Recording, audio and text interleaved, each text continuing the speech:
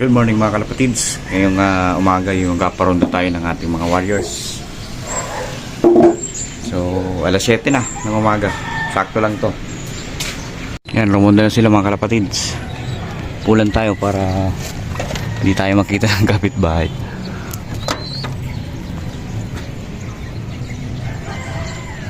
Two, 4, 6, 8, 9. Pati yung young bird na isang kasama na dyan mga kalapatids.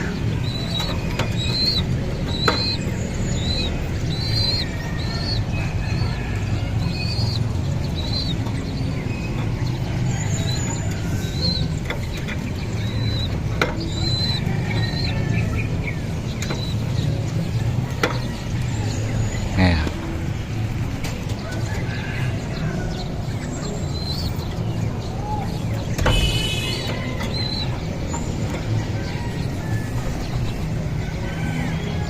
Ilan lang yan to? 5 na lang. Nagsidapo na agad yung iba.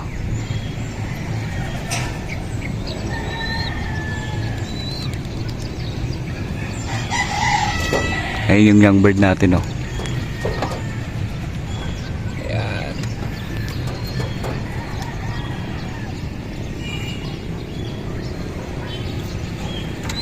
Para makapag-exercise sila.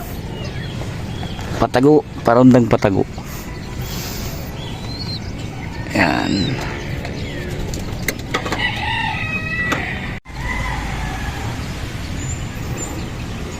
Wait. Dumapo yung iba sa poste. Ayun, oh. Dalawa.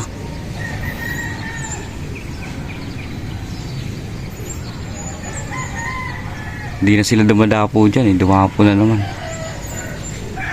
Gagaya na naman itong mga to.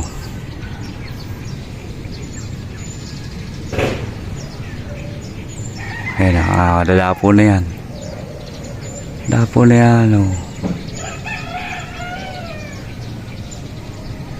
Pagbigyan natin.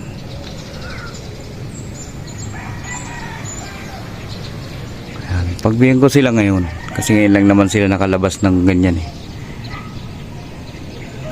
Pag uminit na, papasok na rin yan, eh. So yun mga kalapatids, nakadagit pa nga tayo ng dirty blue bar. Bali dalawa sila. Isang dirty blue bar tsaka isang black checkered. Pero yung black checkered nakabalik dun sa gawi sa kanila. Dito lang yan, malapit sa atin. So ayan nga, tinuturo ko nga dyan yung dagit natin na dirty blue bar. Young bird pa, halos kaedad lang nung white flight natin na yan, oh, na blue bar din.